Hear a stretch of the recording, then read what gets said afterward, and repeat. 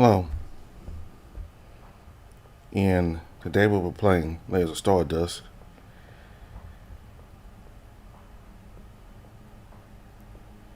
I think this is basically the same as the story anyway. The story is basically the same as the previous version of it,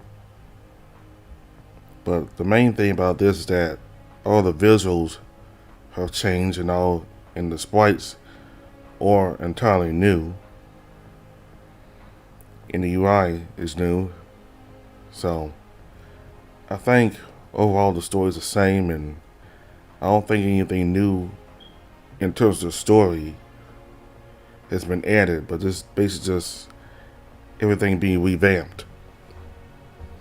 The UI, the graphics, the sprites, there's new imagery here, and you're about to see the new sprites for the characters here.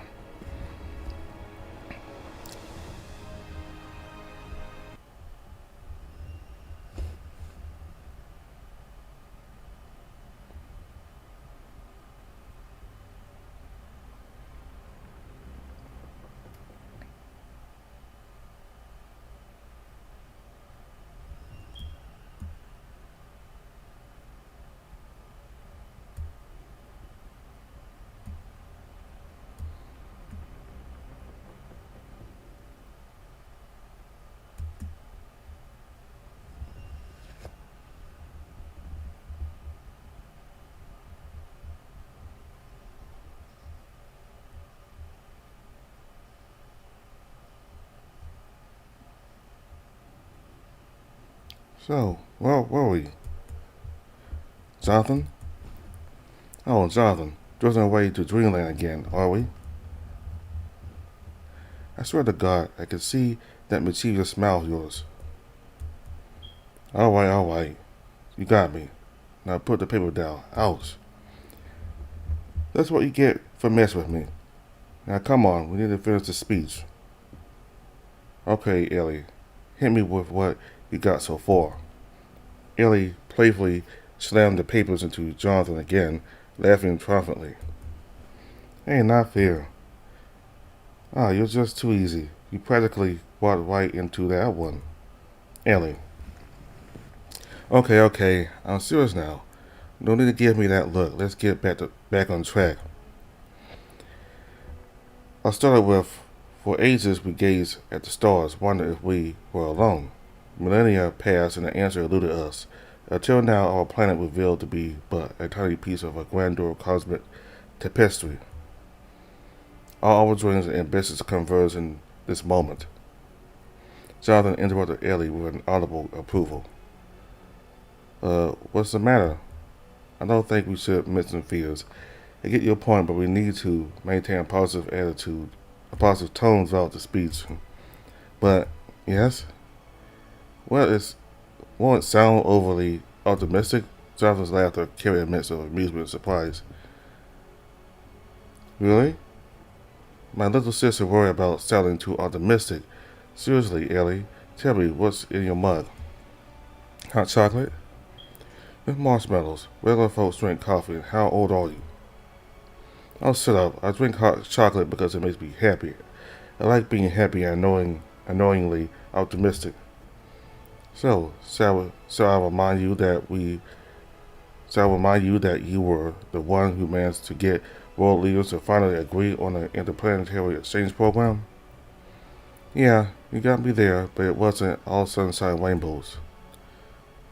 Oh no, of course not. You had me play hope after the speech as a symbol of unity. You can complain all you want, but hope means a lot to everyone ever since you started playing it in the coffee room. It became an anthem. An anthem, huh? Deep down, we all secretly yearn for a handsome troubadour or a guitar to serenade us through during tough times. Oh, so now I'm a local boy and not the top candidate for the position of human ambassador of Aurora. Thanks for the vote of confidence. This is an idiot. So, did you agree to it? Don't even start. Jonathan, don't be like that. Like what? Tell me, did you agree? Jonathan averted his gaze from his sister, furrowing his brow without uttering a word. In the recording. Yes, Ellie. Yes, I agreed. As you wanted me to. I miss you so much, little sister.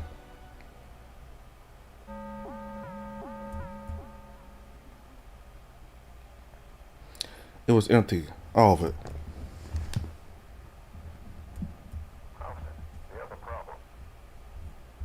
Mars was a desert, millions of kilometers away from home, but a desert nonetheless. Houston, I have a problem. Silence. Even with the newest technology, the communication delay could be up to 5 minutes. Jonathan took a heavy breath and decided to communicate his march towards the anomalous readings. And there was plenty of marching for him to do as he cut through a flat plateau, directing himself to an ancient meteorite. Incoming communication. This is Mission Control. What seems to be the problem? Mars 1? Finally. Took you a while. Well, you know, Mission Control has more important things to do. Other less needy astronauts require actual help. 110 million kilometers away, and you still love me, Mission Control. Mars 1, we have some real trouble here with the coffee machine. I think it's impacting our connection. More. What is your status? Mars 1? I think I have sand in my boots. John FM. No problem. Target vector seemed to be approximately 3,400 meters away from my current location. Any progress in restoring the link to the satellite? Whole load of tests. I'll take that as a no. Proceed with the readings and keep us updated. I'm expecting an update from you once you reach the 500 meters threshold. Understood. Heavily, Jonathan pushed forward. Soon the environment changed, becoming more rigid. Distance to target 1200 meters. Looking around, Jonathan was trying to find his way through the piles of rocks. Distance correction. 700 meters. Damn it. My computer is going mad because of this cloud. These readings are not making much sense. Distance correction. 2000 meters.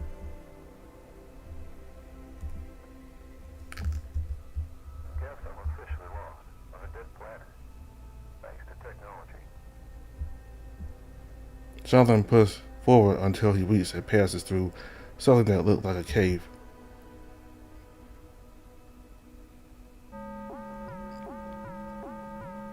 Jonathan, why are you here?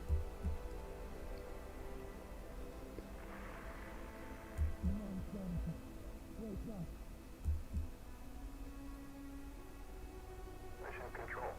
You read me? Can you see what I'm seeing through my helmet camera? Do you believe this? Can you make any sense of it? I'm getting closer to that thing. Whatever the hell it is. Alien as it gets. Jonathan, respond. Your camera feed is all messed up. Why the hell did you go past the damn threshold without reporting?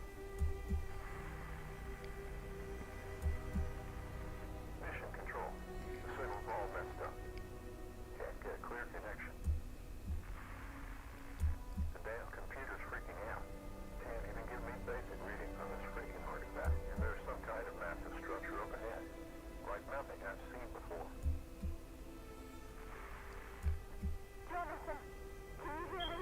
We're getting some messed up visuals from your camera. I'm telling you, hold your damn horses until... What the hell? Jonathan, stop! Wait, what the fuck is that?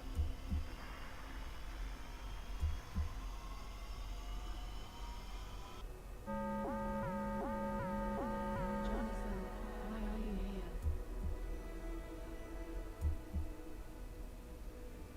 I gotta keep going. Don't even remember why anymore.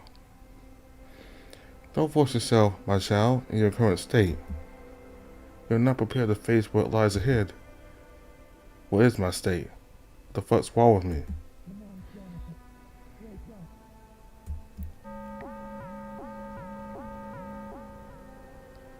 What is happening? Fear not, my dear one. You are safe here, for now. Safe from what? It seems your memory has faded. This place we inhabit, where I watched over you. Me? And you? Indeed, dear child, you must rouse yourself from this stupor now. I can't remember. Who are you? Now, awaken from your slumber. Wake up, Jonathan.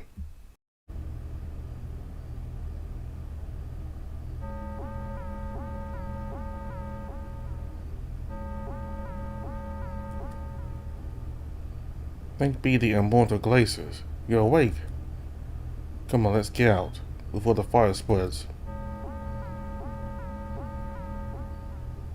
Let me help you. Put your weight on me. Shit. The shuttle door mechanism is stuck. Hold on.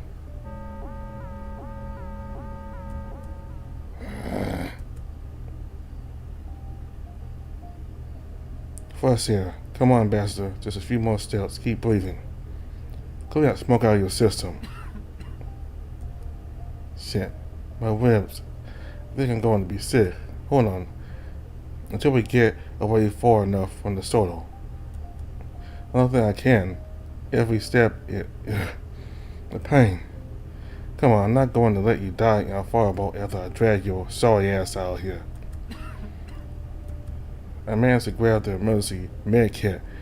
We will look at you once we are at a safe distance. We can take a seat on those stones over there. Check your injuries with the medical scanner. Yeah, doctor, I'll keep my clothes on for this fascinating test. Oh, you humans, your modesty. I'm truly impressed. You have a sense of humor, Madness. I give you that. My dreams were definitely better than this. Who am I kidding? Oh, the wonders of space travel, right? They forgot to mention the thrilling fireball experience. Thanks for saving my sorry ass, Madness. I owe you one. No business, sir. I'm just doing my duty. I believe we've moved far enough from the shuttle. Sit down and let's assess your condition. Are you sure you're alright, Madness? You took quite a beating back there. I appreciate your concern, Ambassador, but we should focus on your injuries for now. Let's see. No internal damage or bleeding. You have 2 broken ribs and moderate bruising to the intercostal muscles. The souvenir from our little shuttle ride. Lucky you. The medical scanner shows you have a bruising on your head. Yeah, my head feels a bit fuzzy. Thinking makes it hurt. Can you tell me your name? Really? Yes, really. That's what the medical scanner says. Name, rank. Jonathan Hope, at your service. According to the medical scanner, you may experience temporary memory loss. Let's see if we can jog your memory. Temporary memory loss. Great. Just what I needed on top of broken ribs. Yes, Jonathan. Broken ribs are the latest fashion trend among diplomats. Very funny, Madness. Now let's figure out what happened and why someone wants me dead. Can you tell me any of your recent memories, the last day or two? I can try.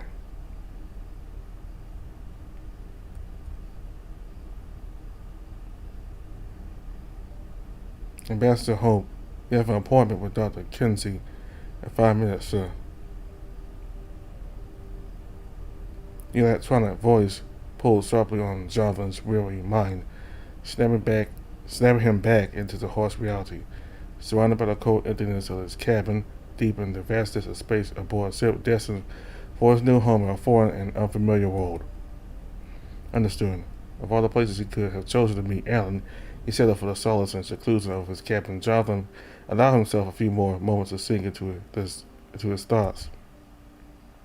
The first human ambassador and representative of Aora, the homeworld of the Adewakir Imperium, a decade ago, such a concept would have been unmanageable. Certainly not for Jonathan, and yet here he was, hailed by many as the best and brightest that humanity had to offer. Perhaps until recently he might have partially agreed with that notion, but now Jonathan was merely trying to navigate through life, burdened by overwhelming sadness and heavily reliant on medication. Today marked the 41st day since a brutal terrorist attack robbed him of his beloved younger sister, Elizabeth. He counted each passing day as a painful reminder. Everything that passed without hearing her voice, her infectious laughter. She was his only family, not lost forever. She had always been there, radiating warmth with her vibrant personality, contagious smile, and unwavering optimism. She was like a force of nature, both fire and flood, his anchor. Letting go, moving on, understanding why she was taken from him, or figuring out how to go on without her, it all seemed impossible. Jonathan had gone from being the best and brightest to the most wretched and hopeless, the most wretched and helpless version of himself he could ever have imagined. That is until his old friend Dr. Alan Kinsey decided to intervene along Jonathan's friend Viridian, the interdimensional entity that had chosen him. He's still among his meager possessions, preparing himself to face them both in a few moments, still clutching the memory stone in his trembling hand. Computer, adjust the lights. Confirmed. 15 minutes is still enough time to gather his thoughts.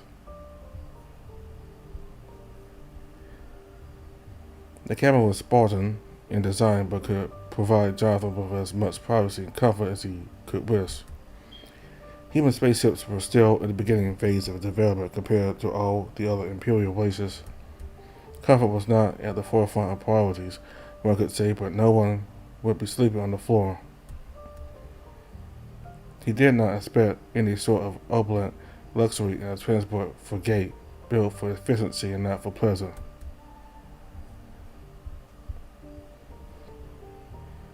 The dark void outside draws Jonathan closer. The ship seemed enveloped in an eerie silence, and if it floated within an ocean of ominous stillness. There was no gravity to anchor it in place, no force overseeing the cruise further. Adorned with a myriad of dazzling stars and shimmering dreams, this cosmic tapestry of darkness and light captivated the senses. Jonathan, a mere speck in the vast expanse, traversed through the interstellar web of celestial bodies, with someone who had never ventured beyond the confines of their home planet. It was impossible to comprehend the profound humility and awe-inspiring nature of space in all its grandeur and infinity. He could feel the heartbeat and rhythm of the void surrounding him, resonating with his very essence. In the vast emptiness, Jonathan found a strange sense of belonging he had never experienced before. Jonathan took a few deep breaths, saying a mantra to himself, trying to focus. It took a few minutes, but it worked. Ambassador Hope, Dr. Kinsey, requests access. Understood, let him in. The doctor opened with a quiet hiss and then watched a familiar figure. The doctor wore a wide smile as he greeted his patient and longtime friend.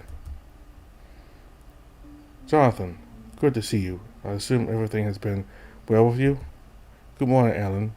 I would say I'm glad to see you, Doctor, but with the medication, it's hard to tell if I'm feeling any emotion right now.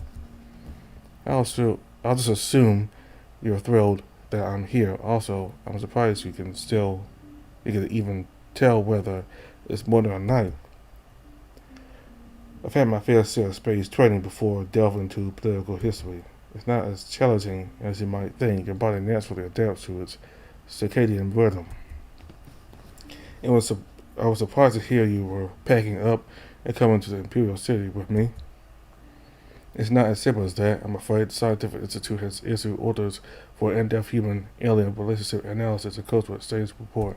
Besides, I am your doctor, and the UN decided it would be best if the top researcher accompanied the Earth ambassador, even if only for a brief period. I thank you for this. You made everything more manageable, and I don't know how to repay you. Oh, I'm sure you can think of a few ways. But ancient history aside, I hope you don't plan on bringing that attitude with you to Aora. Of course I do. However, I assure you, I keep my private and professional lives separate. That's precisely why I'm here. Alan smiled after saying that and intended to produce the most innocent look he could muster. To which Jonathan only sighed. So that's how it's going to be. No easing into it. It's therapy, Jonathan, not foreplay. Not that you have much experience in that department, considering your sexual history. Foreplay, sexual history. I'm afraid I don't follow. My mind, Jonathan. It has been a while, hasn't it? Okay, I get it. You're making fun of me now. Let's try to lighten the mood. Ellen, you realize the stress-suppressing medication you prescribe doesn't allow me to experience even a hint of humor. So you can try your best to be drop dead hilarious, but I will remain stone-faced through all your attempts. I know, but who said I was trying to make you laugh? Ellie's boisterous laughter echoed in Jonathan's mind, piercing through the fog of his thoughts. He tenderly held the small computer, treating it as if he would his sister's hand. I see you've been making use of the memory stone. How are you handling it so far? The first few days were quite rough. It brings me comfort to have it. Initially, it was too painful to even look at, but now I somehow appreciate having something to hold on to. Good. That's progress. Before we proceed, I want to remind you that your stress-regulating medication will run out in less than 2 days. I won't prescribe a refill. Thus, when we arrive, you will have to take in everything as it is. You need to be ready to face life again without relying on medication. I understand. Good, because I want to introduce a change into our sessions. I'd like Viridian to join us. What? You heard me. She's an integral part of your life, and as far as I can see, the only thing resembling a family that you have. Jonathan forced himself to calm down, his scowl evident. Alright, let's pause for a moment then. How does that sound? A short break? Sure. Let me bring you some water or a drink. I don't need... Just stop talking for a moment and breathe. Alan got up, walked to the food and drink dispenser, and swiftly manipulated the device. Jonathan clenched his jaw, watching the man's back, trying to divert his mind from annoyance toward the alien presence. Here, take a drink. I managed to get something that tastes like grapefruit juice. Jonathan took the glass, eyeing its dubious contents, and then took a long sip, his face contorting slightly. Alan chuckled in response. Oh. Yeah, this definitely tastes like grapefruit juice. Thanks. You're welcome. Now, shall we continue? Jonathan finished the glass and nodded. He closed his eyes briefly, as if deep in thought. For a moment, the lights flickered and a prism materialized next to Jonathan, from which a humanoid figure emerged. A silhouette shifted, sometimes appearing devoid of a mouth or eyes. Yet a peculiar, disembodied voice joins them.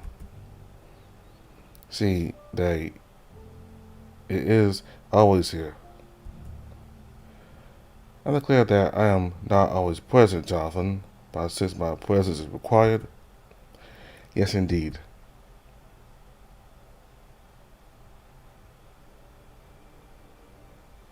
That sounds difficult to go through, sir. I apologize for making you recall this. We're about something very recent. A few hours ago, do you remember landing in the starport? How could I forget? Was I that memorable? Let me remind you.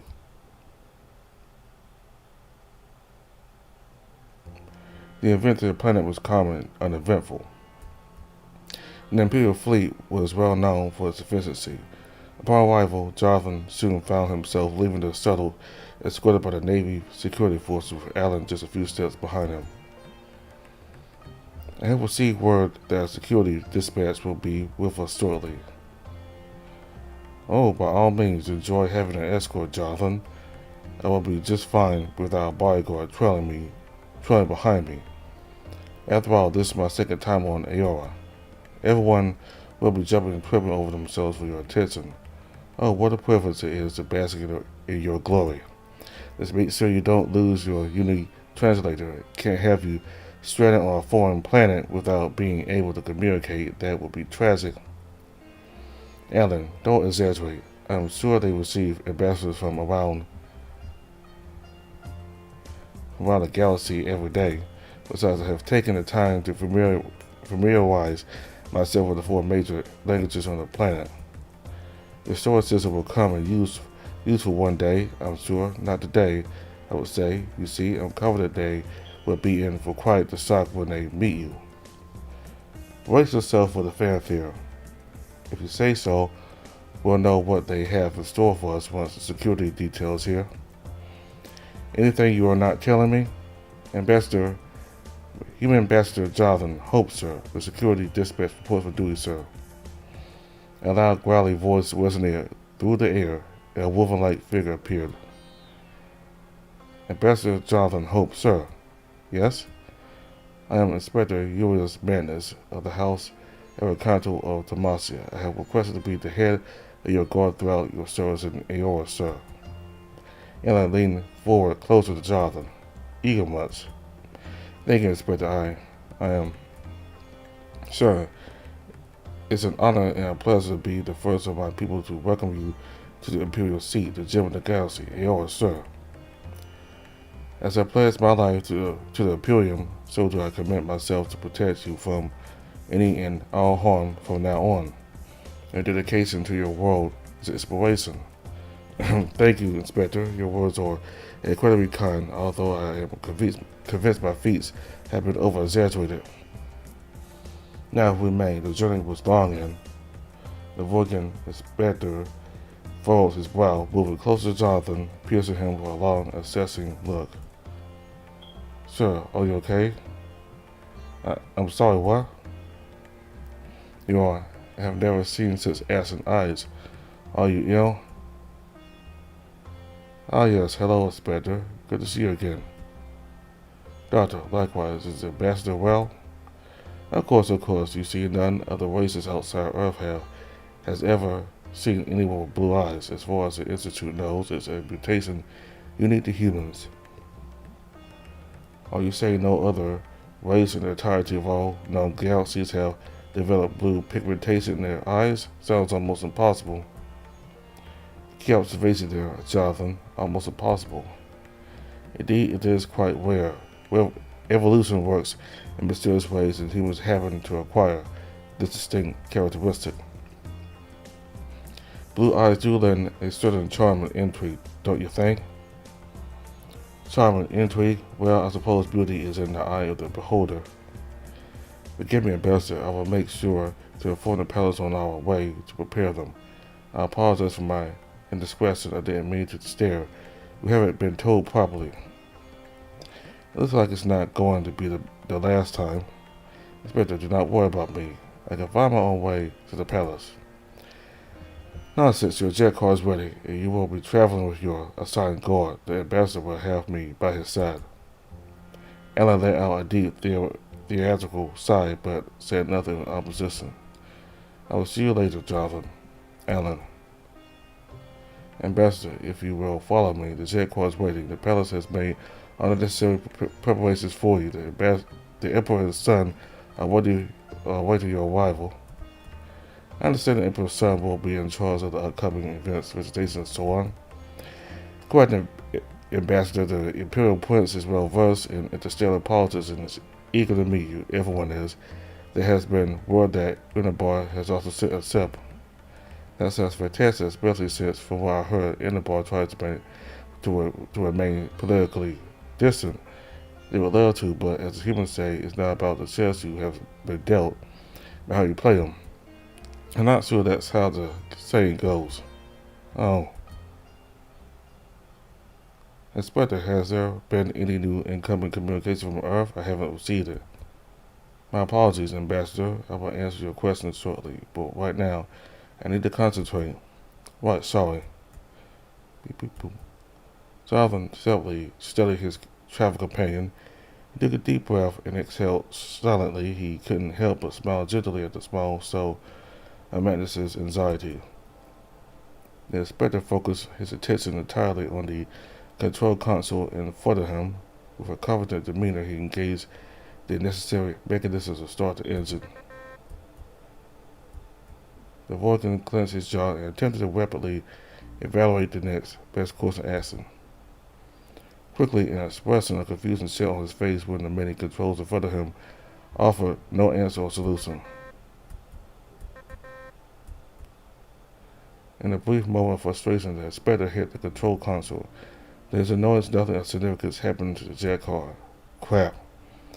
Energy converter access at the grounds that the stream injector and power was green, full flow into the engines. What? This is what I said. Trust me. Mandus hesitated for a moment, his ears twitching in different directions. Unconsciously, he put his large paw on the back of his neck, contemplating whether to say anything. With no questions and no outward signs of doubt, he begrudgingly followed Jonathan's instructions. Mandus reluctantly complied, but underneath his frustration and sense of pride welled up within him. He knew he had the skills to overcome any obstacle. You're welcome. This stays between us. In the future, I can provide assistance, Inspector, besides my diplomatic duties. I'm also an ex-research pilot with knowledge of...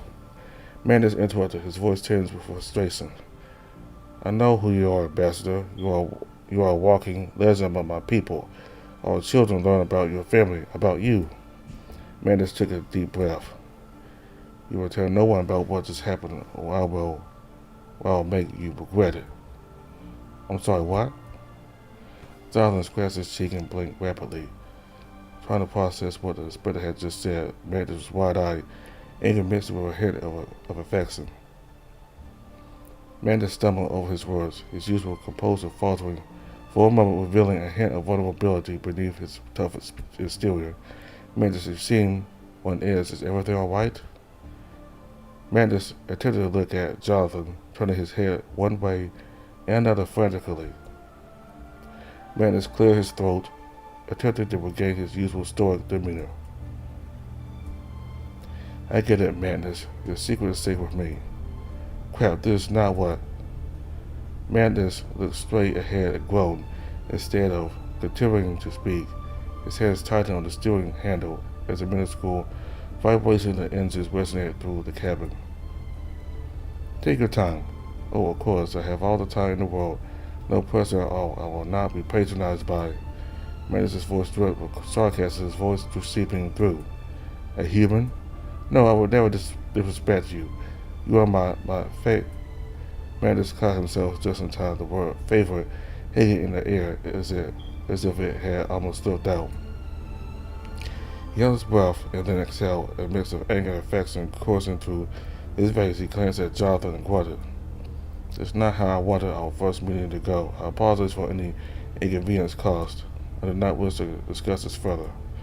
Mandus quickly cut the conversation. He clenched jaw, betraying his inner turmoil and the unspoken words he almost uttered.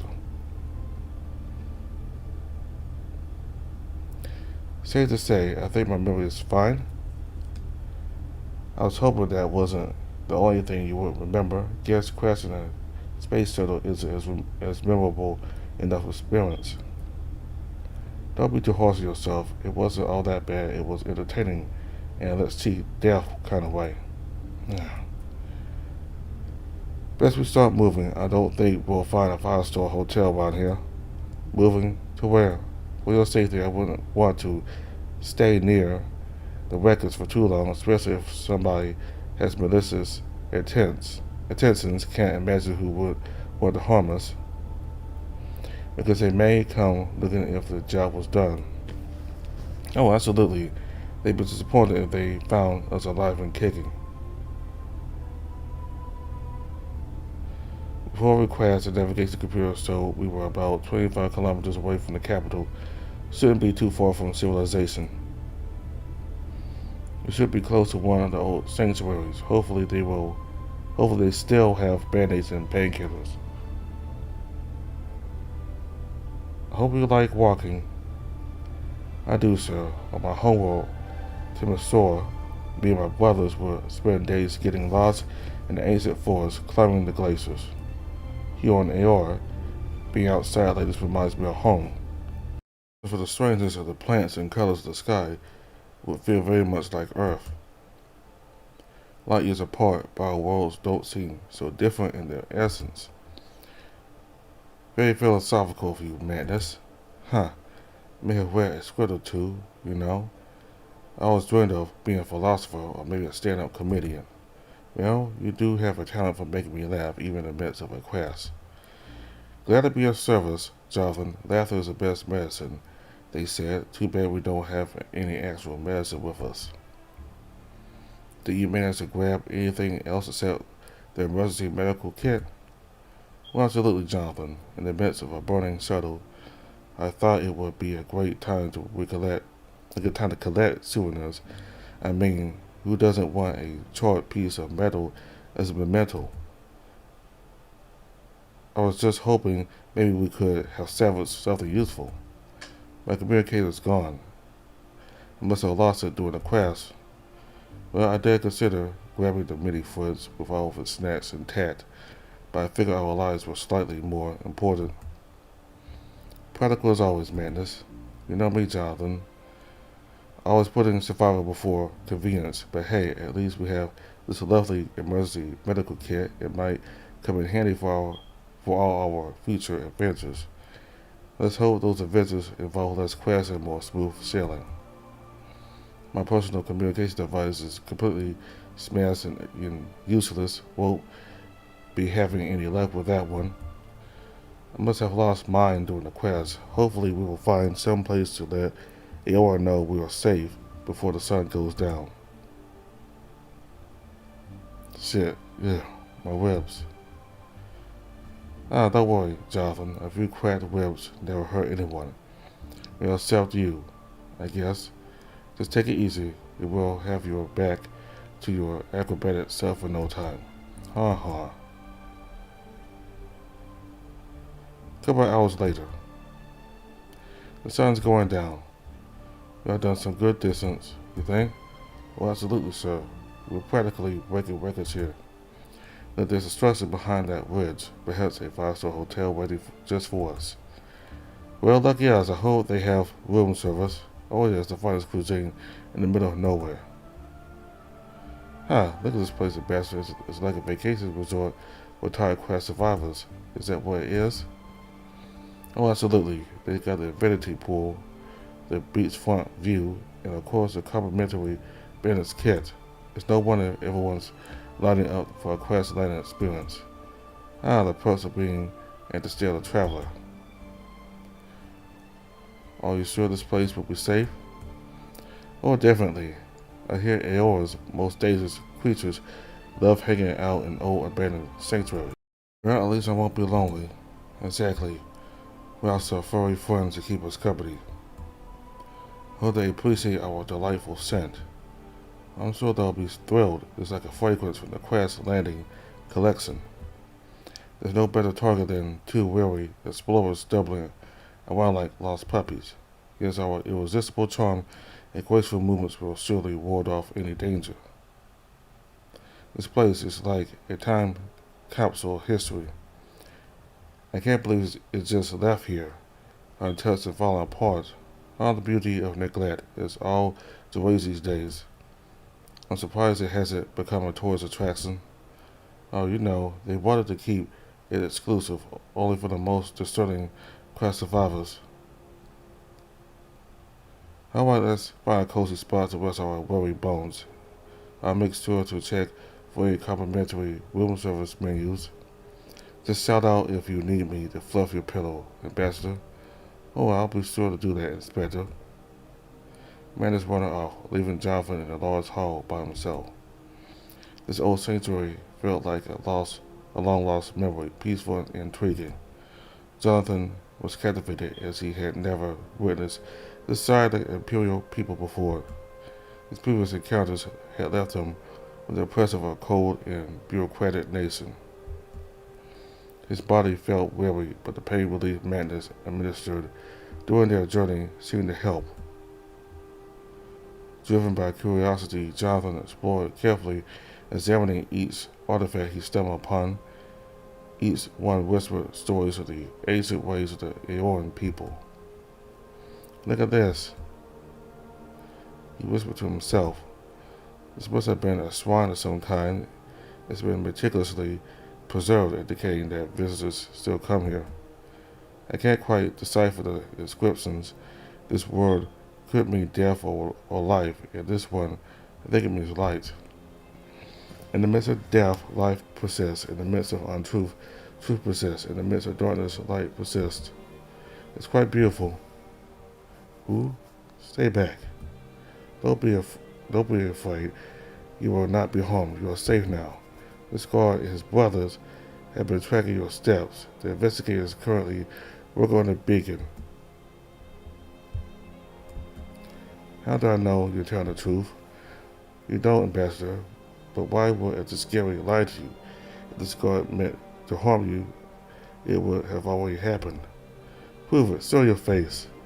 The Discovery guard should not reveal their identity to strangers.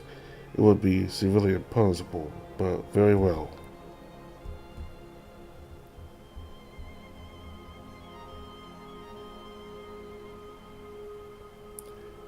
Do you believe now? I do. Ambassador, you must make a promise. You shall not speak of this. Why? Why is it so important? Humans always with the questions. Ambassador, you must promise. In exchange, I can offer you a warm meal and a safe transport back to Aora. I promise not to speak of you showing me your face. That I can promise. This squad is grateful. Let us return to the Grand Hall. You must be tired, Ambassador, and it will take time for the transport to arrive. Wait, tell me more about this shrine. It is not important, Ambassador. Some things are better left shrouded in mystery. Tell me more about this shrine. It is not important, Ambassador. Some things are better left shrouded in mystery. But it's important to me. The guard took a moment to contemplate. You humans, always with your questions. The ancient customs and beliefs of the Orient race hold secrets that are not easily shared. The shrine you see before you is a portal to the past, a gateway to forgotten wisdom. The creature depicted here is a sky progenitor, a celestial being who once circled the world, carrying with it the weight of forgotten songs. But what those songs conveyed and what message they brought remains a mystery, lost in the sands of time. To delve too deeply into these enigmatic matters may unravel the delicate threads that hold the universe together.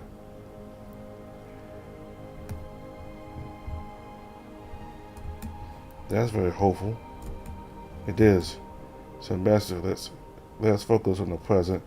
There are others who await our return, and the mysteries of the shrine will persist, waiting for those who are truly ready to unravel them. Ambassador, I see that the scary guard has found you, although I specifically asked you to remain here. I got sidetracked with history. I see. Well, luckily for you, we have the scary to keep an eye on you. Seems like I can't help their watchful gaze. They are diligent in their duty. Now, let us focus on the task at hand. I have managed to reactivate the computer beacon systems of the Sanctuary and send a request for a transport. That's good news. What does a Sanctuary have a beacon anyway? In case of emergencies, it's a precautionary measure to ensure the safety of those who seek solace here. I see. Come now, Ambassador, and you, Inspector. It will take time before the transport arrives. You must be hungry. Finally, someone who understands the true plight of Inspector's hunger. Lead the way, my mysterious friend. Thank you, both of you, for your assistance. I am truly grateful. The group shared a meal, the conversation taking on a more serious tone as they discussed their recent experiences. Mantis, though still cracking a joke or two, showed a newfound seriousness in his demeanor, knowing the importance of their mission and the role they scary play in their safety. Soon after, transport arrived, signaling the next leg of their journey. The group separated into two aircraft, each embarking on their respective shuttles. With a sense of relief in his heart, Jonathan stepped on board, ready to leave the sanctuary behind. The shuttle, which had been hovering above the grassy ground, ascended gracefully into the sky, disappearing into a light cloud cover. Jonathan couldn't help but feel a mix of emotions. This unplanned adventure had brought unexpected revelations and conspiracies as well as unsuspected friends and allies. Leora, the Imperial Waste's homeworld, fascinated him with its unique beauty and similarities to Earth. Leora, a super Earth, surpassed his expectations. Its vast land masses and prominent features, including towering mountains and deep canyons, painted a breathtaking landscape. The star of the system cast a darker red light, casting a golden twilight hue over the entire planet. From the window of the shuttle, Jonathan marveled at the sight before him. The land stretched out like molten gold, radiating a mesmerizing beauty of wild grass areas dominated by yellow-hued fauna, reminding him of summers back on Earth when warm breezes brought relief. Lost in the strange and enchanting world, Jonathan realized the importance of forging new alliances and friendships. He was 1,000 years from home. He was 1,000 light years from home, accompanied by a thrill-seeker troublemaker and a steadfast alien companion. Perhaps Alan was right, and it was time to mend the strained relationship with Viridian. This was a chance for a fresh start, a new life beyond the boundaries of Earth. Jonathan knew he had to confront his own habits, fears, and comfort zone. The Imperium, though seemingly stable and eternal, concealed shadows and dangers lurking in every corner, some even more perilous than those on Earth. As the shuttle continued its journey, the landscape began to change, with buildings appearing more frequently along the coastal shores. Jonathan couldn't help but be curious, his eyes scanning the surroundings. He even caught Mantis stealing glances at him from time to time, their shared experience forging a unique bond. Ambassador, sir. Jonathan's fine. Yes, Jonathan, sir. If you look down to your right, your new home, sir. I can't see anything. Give her a few seconds just after the mountain range. Welcome to your new home, Jonathan, Aora City. Aora City, a name that encompasses more than just a city. In the ancient language of the Aeorant race, Aora evokes the soothing sound of waves on a stormy night. It stands as a crown jewel of the Imperium, its ancient roots intertwined with the history and spirit of the Aeorant race. As the ship approached, Jonathan's gaze was drawn to the gleaming towers that rose above the harbor. The ship descended, circling the harbor before making its way toward the hangar entrance. Gradually, the warm glow of daylight gave way to the soft illumination of artificial lamps. The ship descended further into the heart of the city.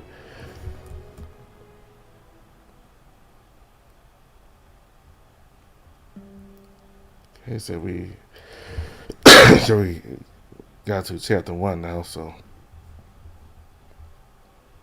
this must be the end of the prologue. Okay. I have to get used to these controls here. This new UI they got.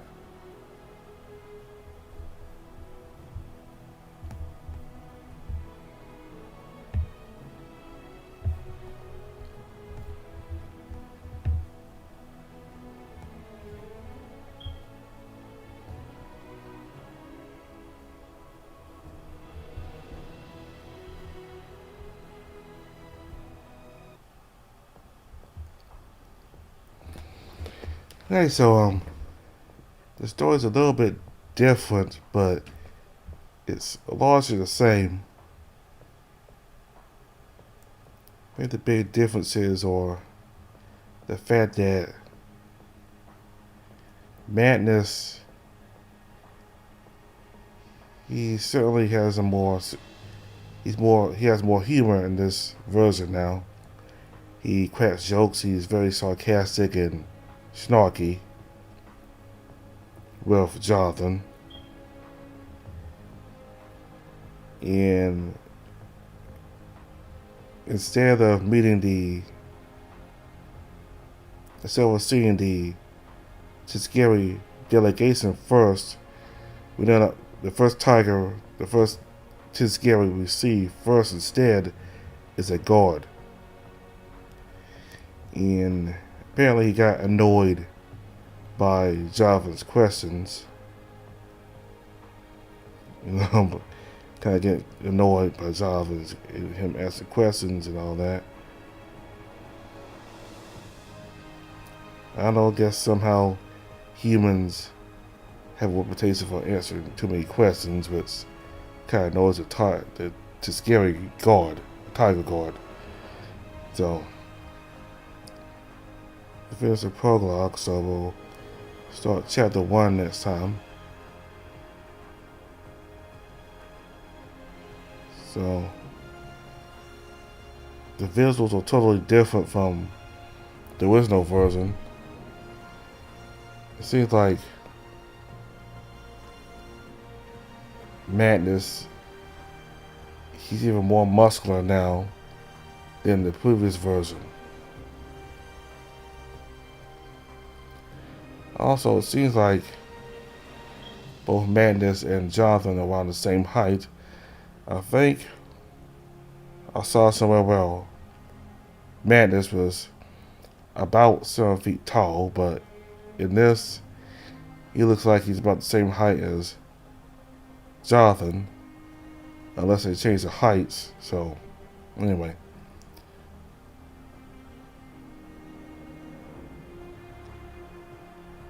That's all I have to say for now. Thank you all very much for watching.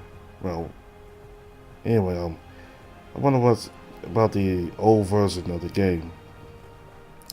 Is it gonna continue with the roots? You know, where we left off last time with Madness and Majon and Leland, or the story's gonna change more. I don't know if this new version's gonna have any roots, or if the story's gonna continue from where it left off in the original roots. But we'll just have to see. But anyway, thanks for watching. Goodbye.